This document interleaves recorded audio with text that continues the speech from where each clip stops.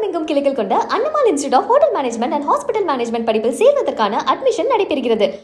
5 நாளாச்சு தூங்கி ராம் ஒரு 5 நாளைக்கு முந்தி கூப்பிட்டு பாட்டு பாட சொன்னான். அந்த இரவு ஃபுல்லாக ஒரே ஆட்டம். ஒரு 3-4 ஹவர் பாடி முடிச்சுட்டு அதுக்கப்புறம் ஆஃபீஸ்க்கு வந்துட்டான். காலைல 6 மணிக்கு தான் போனான். அப்புறம் மறுநாள் படம் பார்க்க கூப்பிட்டான். அப்புறம் நைட்டு ஃபுல்லாக பேசினோம் நாங்கள் ஆஸ்டன்ஸ்லாம் சேர்ந்து.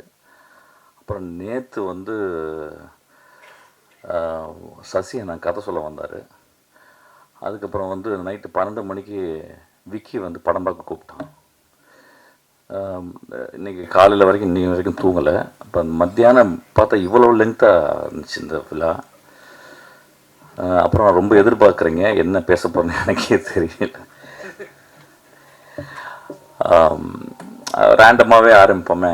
நேற்று வந்து சசி அண்ணா வந்து ரொம்ப எக்ஸ்ட்ரானரியான ஒரு ஸ்டோரி சொன்னார். எனக்கு தெரியாது ஏன் என்று சொன்னார்னு தெரியல. சசி அண்ணா சொல்லும்போது எனக்கு தெரிஞ்சது வந்து வாழ்க்கையில் எவ்வளோ முக்கியமான ஒரு மனிதர் அப்படின்றது. அவர் சொன்ன கதை வந்து எனக்கு ரொம்ப மனசில் அப்படியே, சசி அண்ணா தேங்க்யூ. நான் அந்த டைமில் உங்களுக்கு தேங்க்ஸ் சொல்லலை.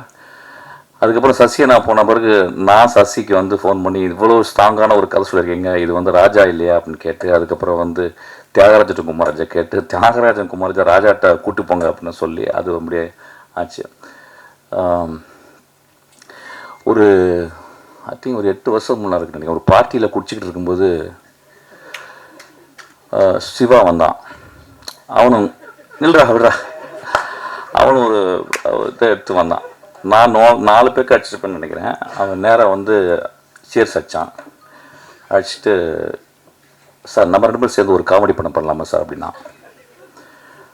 நான் அவனை பார்த்து என்ன காமெடி பண்ணுறியா அப்படின்னேன். அப்படியே போயிட்டான். அதுதான் நாங்கள் வந்து அதை மறந்துருப்பான்.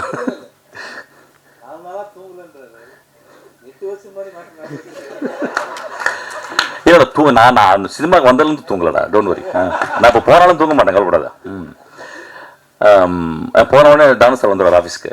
அவர் வந்து பேசுவார். ஸோ அதனால் தூங்குறதே கிடையாது. சீக்கிரமாக லாஸ்ட்டாக தூங்கிக்கலாம், 5:30 அடிக்கில் தூங்கிக்கலாம் ரொம்ப நேரமாக.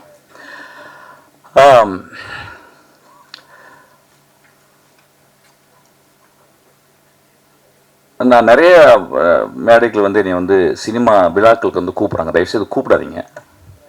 கூப்பிட்டிங்கன்னா ஒரு 5 லட்ச ரூபா கொடுத்தீங்கன்னா நல்லாயிருக்கும். ஒரு விழாக்கு ஒரு 5 லட்ச ரூபா கொடுத்தீங்கன்னா பேங்க்கில் போடலாம், மகளுக்கு படிக்க வைக்கலாம், இன்னும் கொஞ்சம் மாஸ்டர்ஸ் படிக்க வைக்கலாம். இந்த விழா மூலம் நான் சொல்லிக்கிறேன். ஆக்சுவலாக ஒரு நாளைக்கு 5 கால் வருது.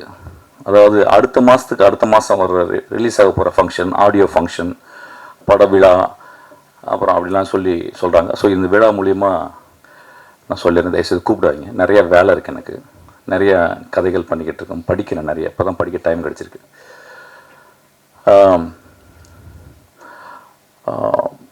எப்பொழுதுமே நான் ராம் பற்றி பேசும்போதும் யோசிக்கும் போதும், ஏன்னா எப்படி இருந்தாலும் ஒரு 2 நாளைக்கு ஒருத்தர் ராம் பேச்சு வந்துடும். ஏன்னா எனக்கு ஒரு அசிஸ்டன்ட் டைரக்டர் சேர்ந்துருக்கான். அவன் ஆக்சுவலாக ராம்கிட்ட சேர வேண்டியது என்கிட்ட சேர்ந்து தான் போல. ஆக்சுவலாக எந்தளவு நேசிப்பான் அப்படின்னா, நான் வந்து ஒரு 10% என்னை நேசிப்பான், 90% ராம் நேசிப்பான். அவன் ஒரு நாள் சண்டை போட்டு போயிட்டான். சண்டை போட்டு போனோடனே, ரொம்ப நல்ல பையன், ரொம்ப நல்லா படிக்கிற பையன், ரொம்ப சின்சியரான பையன், உண்மையின் அப்படியே சொல்லாமே ஒரு எம்பாடிமெண்ட் ஆஃப் ட்ரூத் அவன். அப்போ நைட்டு ஒரு 12 மணிக்கு அவன் வந்து நான் மெசேஜ் போட்டேன் அவனுக்கு. டேய், நீ முதல் இன்டர்வியூவில் உனக்கு பிடிச்ச டேரக்டர் வந்து ராமன் சொன்னடா, இப்போ நீ சண்டை போட்டு போயிட்ட, நாளைக்கு காலையில் நான் ராம்கிட்ட சொல்கிறேன், நீ ராம்கிட்ட போய் ஜாயின் பண்ணிக்கடா அப்படின்னா. நான் ஒரு மெசேஜ் போட்டேன். ஒரு 1 மணி நேரம் கழிச்சு எனக்கு மெசேஜ் போட்டான். சார், நான் உங்களை விட்டுட்டு நான் போயிட்டேன், நீங்கள் ராம்கிட்ட சேர்த்து விடணும்னு சொல்லி ஏன் சார் சொன்னீங்க? என்னை வந்து அப்படியே நிராகரிச்சிடும்ல, உங்களுக்கு கோவம் வரலையா அப்படின்னு கேட்டேன். அப்போ நான் சொன்னேன், because I love you so much அப்படின்னு. அவன் அந்த எண்ணில் அழுதுட்டு மறுநாள் காலில் வந்து என்னை கட்டி பிடிச்சிட்டான். ராம் எங்கள் வாழ்க்கையில் எப்பயுமே அப்படி தான் இருக்கிறான். நாங்களும் ராம் வாழ்க்கையில் எப்பயுமே இருக்கிறோம். ஒரு சினிமா 72 தொழிலுக்கு அப்புறம் சினிமாவுக்கு வந்தேன். நான் சினிமாவை ரொம்ப நேசித்து என் தந்தை போல ஒருத்தர் உட்காந்துருக்காரு. ரீசெண்டாக ஏதோ ஒரு பத்திரிகையாளர் சொன்னார் போல், இந்த பிசாசு 2க்கு அப்புறமும் ட்ரெயினுக்கு அப்புறமும் மிஷ்கின் இந்த அட்ரஸ் எல்லாம் போயிடும் அப்படின்னு சொல்லியிருக்கார் போல் நண்பர். அந்த நண்பர் ரொம்ப தாழ்மையாக சொல்கிறது, சீக்கிரம் சினிமா விட்டு போகணுன்னு தான் நினைக்கிறேன். நானும் ரொம்ப ஹாப்பியாலாம் சினிமாவில் இல்லை. ரொம்ப ஹாப்பியாக சினிமா பண்ண காலங்கள் அது போயிடுச்சு. இன்றைக்கி ரொம்ப காம்படிஷன், இன்றைக்கி ரொம்ப சோ-கால்டு ட்ரேட் இன்னும் அதெல்லாம் வந்து அப்படியே அழக்கழித்து அப்படியே ஒரு உதிரம் சொட்ட தான் நான்லாம் சினிமாவில் இருந்துக்கிட்டே இருக்கேன். அப்போ தென்றல் காற்று போல் ராமின் படங்கள், ஒரு கொட்டுக்காளி, ஒரு வாழை அப்படின்ற ஒரு படங்கள் வரும்போது ஒரு தென்றல் வீசுது. அப்படி தான் இந்த படத்தை நான் போய் பார்த்தேன். ராம் எப்பொழுதும் ஒரு படம் பண்ணுறதுக்கு முந்தைய என்கிட்ட வந்து ரொம்ப ரிச்சுவலிஸ்டிக்காக he'll come and narrate the story ஒரு 20 மினிட்ஸ். அந்த நரேஷன் வந்து என்கிட்ட சொல்கிறது அவ்வளோதான். அதாவது வந்து அதில் நான் வந்து எது சொல்கிறதுக்கும் கான்ட்ரிபியூஷன் எதுவுமே கிடையாது. ஏன்னா அவ்வளோ இண்டிவிஜுவல் அவன், இன்டிவிசிபிள் அவன். அப்போ என்ன இந்த படத்தை என்கிட்ட சொல்லலை. ஏன்னா இதுக்கு முந்தின படத்தை என்கிட்ட வந்து சொன்னான். அதுக்கப்புறம் உடனே இமீடியட்டாக அந்த படத்தை எடுக்க ஆரம்பித்தான். அது லேட் ஆச்சு, பல காரணங்கள். ஸோ எனக்கு வந்து ரொம்ப எக்ஸ்பெக்டேஷனோட தான் அந்த படத்தை போய் நான் பார்த்தேன். எப்பொழுது ராம் படத்தை பார்த்தாலும் எனக்கு எப்பயுமே ஒரு உலகத்தின் அதிசயங்களை பார்க்குற போல தான் இருக்கும். There are very few directors in India or over the world. They built a cinema with their soul and with their experience, with their sincerity, with their truthfulness. அந்த படங்கள் எப்பயுமே எல்லா படங்களையும் அப்படி வெகுஜன எப்படி இருக்கும், வெகுஜன மக்களுக்கு எப்படி இருக்கும், கேலரி ஆடியன்ஸுக்கு எப்படி இருக்கும் அப்படின்லாம் பார்க்க மாட்டான். ஆக்சுவலி ஒரு வித்யா கௌரவம் தானே, வித்யா கர்வம் தானே ஒரு பெரிய ஒரு ஆசானுக்கு, ஒரு மாஸ்டருக்கு அது எப்பொழுதுமே அவனுக்கு இருக்கும் ஆக்சுவலாக. So he never ஒரிஸ் about box office. That doesn't mean that அது வந்து ஒரு என்கேஜிங்காக இருக்காதுன்னு கிடையாது. அவனுடைய என்கேஜ்மெண்ட் வந்து வாழ்க்கையை வந்து சினிமா வந்து எப்பொழுதுமே யோசிக்க வைக்கும். ஒரு படம் பார்த்துட்டு வந்து குழந்தைய உத்து பார்க்க வைக்கும், அம்மாவை உத்து பார்க்க வைக்கும், நம்ம கடந்து வந்த பாதையை கொஞ்சம் யோசிக்க வைக்கும். ஒரு நல்ல கலைஞன் வந்து, ஒரு நல்ல எழுத்தாளன் வந்து அவன் பேனா தலை குனியும் போதெல்லாம் அந்த சமூகம் தலை நிமிர்ந்துச்சு. அப்படி தான் இந்த படத்தை அவன் எழுதியிருக்கான். நான் படம் தெரியாமல் கதை தெரியாமல் போனேன். பறந்து போ அப்படின்னு சொல்ல ஒரு டைட்டில் ரொம்ப பியூட்டிஃபுல். எப்பொழுதுமே இயற்கையை நேசித்து கொண்டே இருக்குவேன். நிறைய பொயட்ரி பேசுவான். ஆஃபீஸில் வந்து நிறையா பொயட்ரி எடுத்துகிட்டு போவான். எனக்கு படிக்க டைம் இல்லாத போது தான் ராம் படிச்சுட்டு தான் நான் கேட்டுப்பேன் சில டைம். பறந்து போவோம் ஒரு பொயட்ரி. இப்போ சொன்ன உடனே ஒன்று வரும், எப்படி அப்போ இவங்கெல்லாம் சேர்ந்து சொல்கிறாங்க படம் எப்படி இருக்கும் அப்படின்னா, அது மூவி இஸ் பர்சனல். ஆக்சுவலி ஒரு 1000 பேர் தேட்டரில் உட்காந்து பார்க்குறாங்கன்னா ஒவ்வொருத்தருக்கும் ஒரு மூவி, நல்ல movie, will give their own interpretation. இந்த படங்களும் அந்த மாதிரி. ஒரு அம்மா போய் உட்காந்தாங்கன்னா அம்மாவுக்கு ஒரு இன்டர்பிரிட்டேஷன் இருக்கும், ஒரு தந்தை போய் உட்காந்தோன்னா தந்தைக்கு ஒரு இன்டர்பிரிட்டேஷன் இருக்கும், ஒரு குழந்தை போய் உட்காந்து ஒரு குழந்தை இன்டர்பிரிட்டேஷன், ஒரு டீ கடைக்காரர் போய் உட்காந்தோன்னா டீ கடைக்காரருக்கு interpretation. So it is a multi interpretation இருக்கும். அதுதான் ஒரு கிரேட் ஒர்க்குடைய என்றைக்குமே நிற்கிறது. ஸோ அப்படி தான் இந்த படமும் நான் பார்த்தேன். இதை பார்த்துட்டு வந்து இரவு ஃபுல்லாக நாங்கள் பேசினோம்.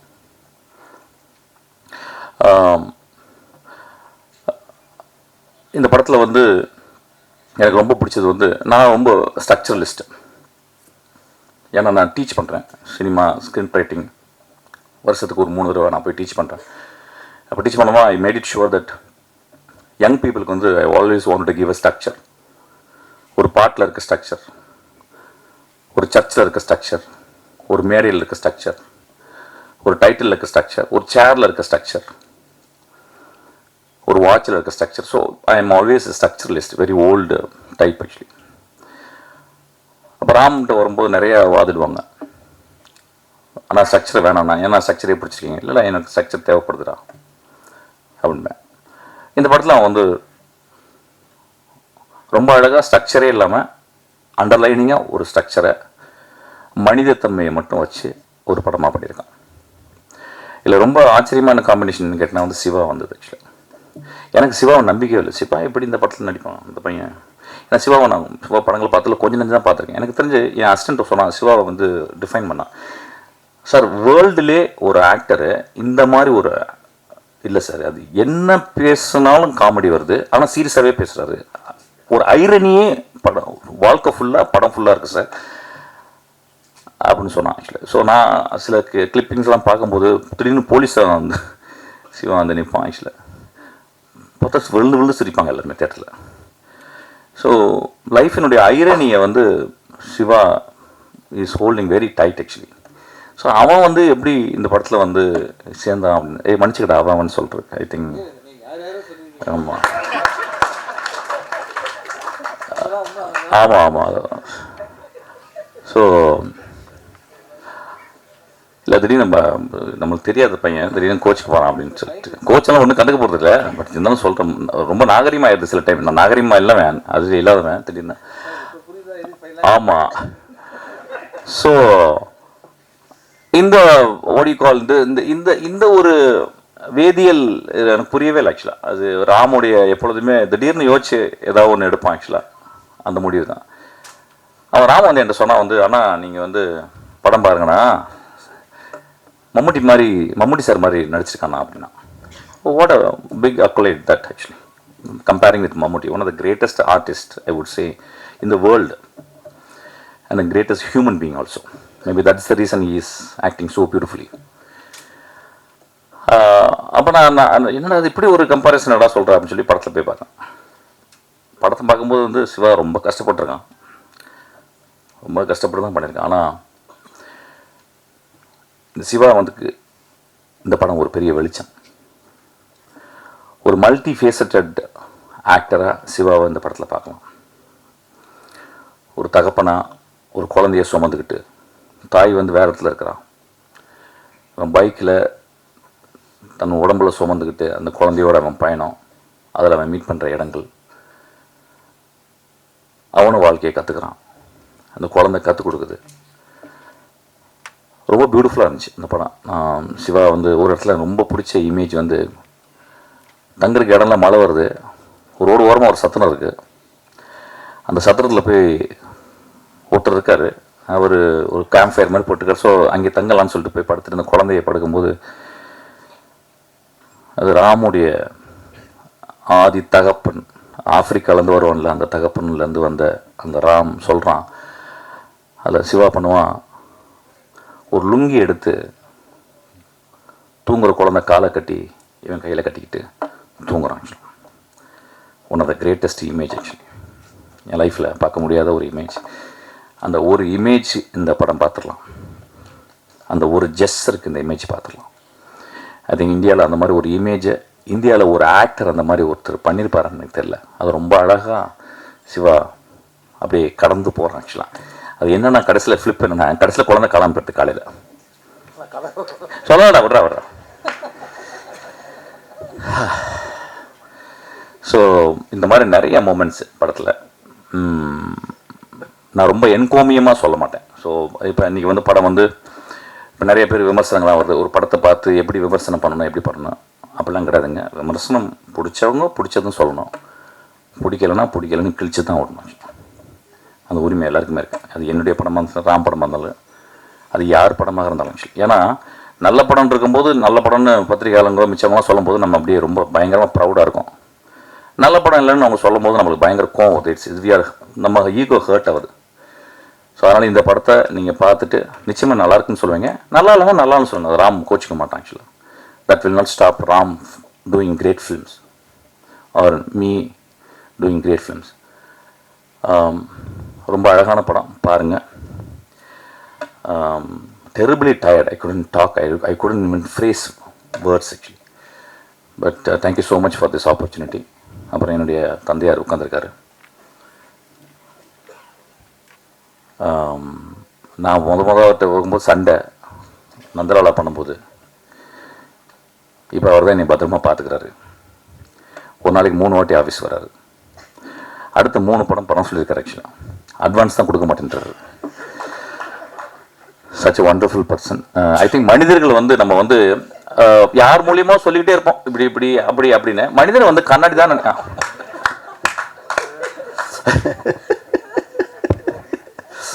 அதாவது ட்ரெயின் பார்த்த பிறகு அவர் கட்டிப்பிடிச்சி உச்சி முகர்ந்து எத்தனை படம் எடுத்தாலும் நான் தான் பண்ணணும்.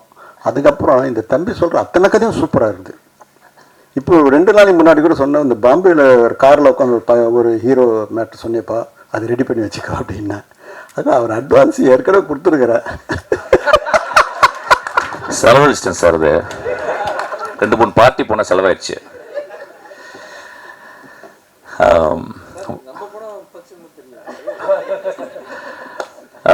மாலை ரொம்ப அழகான மாலை இது ஆக்சுவலி. ஏன்னா ராமோ வெற்றிமாறனோ இல்லை யாரோடய சேரும் போதெல்லாம் இந்த மாதிரி வந்து ரொம்ப அருமையான மாலை, ரொம்ப பர்சனலாக இருந்தது ஆக்சுவலாக. மாதிரி ரொம்ப ரொம்ப எமோஷ்னலாக பேசினான். தன்னுடைய குருவை அம்மா, நான் எப்பயுமே சொல்லுவேன், ஒரு டேரக்டருக்கும் அசிஸ்டன்ட் டேரக்டருக்கும் இல்லை ரிலேஷன்ஷிப்பு, அம்மா பேர்த்து வெளியே போடுறா டேரக்டர் அந்த அசிஸ்டன்ட் டேரக்டர் வயிற்றுக்குள்ள திரும்பி எடுத்துக்கிறான் ஆக்சுவலாக. ஸோ ரொம்ப மூவிங்காக இருந்துச்சுடா. நீ ராமா பத்திரமா பார்த்துப்ப, நாங்களும் பத்திரமா பார்த்துப்போம்டா. நம்ம எல்லாரும் ராம பத்திரமா பார்த்துக்கணும். Thank you so much. Thank you so much for the Hotstar people, wonderful people. அது தெரியல இதெல்லாம் இப்படி சொல்லணுமான்னு தெரியல எனக்கு. கூல் கைஸ் எல்லாமே. பிரதீப்லாம் வந்தாருன்னா பார்ட்டியில் ஃபுல் கட்டுவோம் நாங்கள் ஆக்சுவலாக. ஏன்னா பார்ட்டியில் தான் பிரபு பார்த்துருக்கேன் ஆக்சுவலாக. வந்து தானு சார் சொல்லி என்னப்பா உங்கள் ஃப்ரெண்ட்ஸ் எல்லாம் என்னப்பா எதுவும் சொல்ல மாட்டேன், யாராவது படம் கூட வாங்க போனேன் சார், எனக்கு அதெல்லாம் தெரியாது சார் அப்படின்னு தானு சார்ட்ட. சில் அவுட் கைஸ், நல்ல ஜாலியான பசங்க ஆக்சுவலாக. என்னுடைய ரொம்ப பூசம் பட்டி அவன், என்னோட கதிரோட என் கூட இருந்தவன் செந்தில், மை டார்லிங்.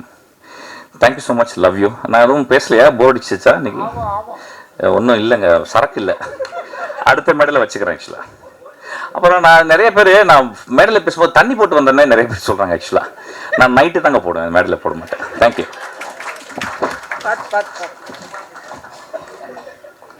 சார், அந்த 5 லட்சங்கிறது உண்மைதானா? அந்த 5 லட்சம்னு சொன்னீங்கல்ல, அது கன்ஃபார்மா? நான் எப்படி சொல்ல முடியும்? Official news. டேய் குட்டி, வாடா ஒரு முத்தம் வாங்கிடா. டேய் அவன் கிளாப் பண்ணுங்க, ரொம்ப அழகாக நடிச்சுக்கான். ரொம்ப நாளைக்கு நான் நந்தலாலில் வந்து ஒரு குழந்தை என் கூட நடிச்சது actually. I spend nearly 2 years with that boy actually.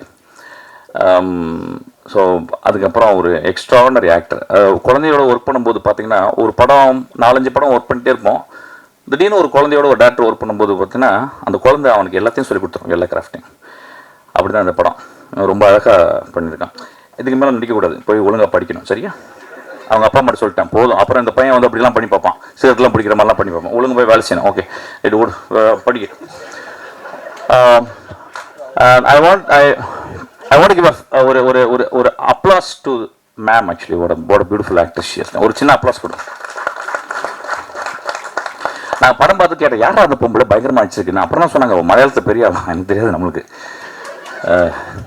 அப்போ மேடம் பியூட்டிஃபுல்லாக நடிச்சிருந்தீங்க, ரொம்ப அவுட்ஸ்டாண்டிங் பர்ஃபார்மன்ஸ், ரொம்ப வேல்யூபுளான performance. She elevated the movie like anything. அப்புறம் மியூசிக் டைரக்டர், சாரி டைரக்டர் ஒன்று சொல்ல எழுதி வச்சுக்கங்க. ரகுமான் ஆஃபீஸ்லேருந்து ஒரு ஜீனியஸ் வந்துட்டான். அவன் ஒரு பாட்டு என்னை பாட சொன்னான். நான் பாட்டு பாடின உடனே நடபயிர் விராகம் ரொம்ப எக்ஸ்ட்ரானரியாக இருந்துச்சு. அதுக்கப்புறம் ஒரு பாட்டு திடீர்னு போட்ட உடனே சொன்னேன், டேய் இந்த பாட்டு நல்லா இருக்குடா, இது வந்து சஞ்சய் சுப்ரமணியம் பாடினா நல்லா இருக்கும்டா அப்படின்னு சொன்னேன். இவங்க திடீர்னு என்னை பார்த்தாங்க, ஏன்னா 2 பேரும் பேசி வச்சுருந்தாங்க போல், யாராவது ஒரு கர்நாடிக் சிங்கர் பாடினான்னு. உடனே I requested Sanjay. Immediately Sanjay came and sang the song. டே அந்த பாட்டை அனுப்புங்கடா.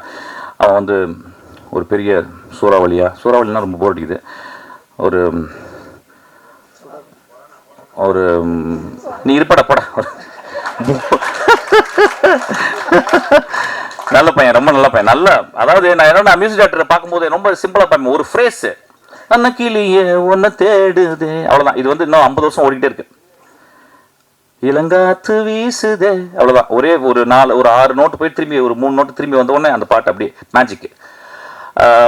அவனுடைய பிகினிங் அந்த ஃப்ரேசஸ்ல வந்து ஒரு மெலாடிக் ஸ்ட்ரென்த். ஆக்சுவலி நான் பார்த்தேன் எல்லாத்துலேயுமே வந்து அசால்ட்டாக போடுறான், ஆனால் அந்த மெலாடிக் ஸ்ட்ரென்த்தை பார்த்தேன். ஆக்சுவலாக வந்து I think he is going to build a great architecture here. Thank you so much.